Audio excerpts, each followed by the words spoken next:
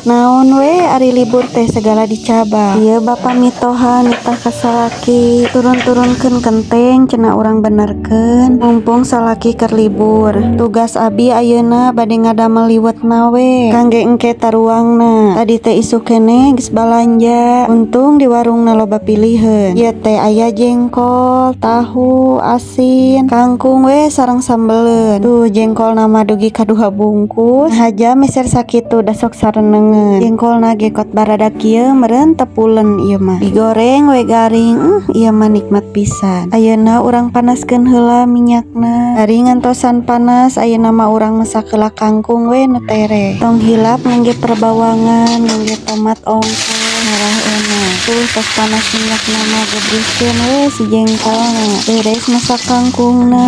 Ayeuna mah urang ngagoreng asin we. Tong hilap asinna asin peda. Biasa we batur liwet mah asin kieu. Jengkolna tos asa. Ayeuna urang masak heula tahu. Oseng heula bawang daunna. Terus lebetkeun we tahu nu disiksana. Tong hilap we ieu nu utamana mah. Lamun emam tak aya sambel asa aya nu kurang kitu nya. Bener teu baraya. Karaos masakna tos beres. Ayeuna urang siap-siapkeun heula we. Sok cik teh geura taruang. Mumpung haneut keneh komo we cenah. Da tos lapar.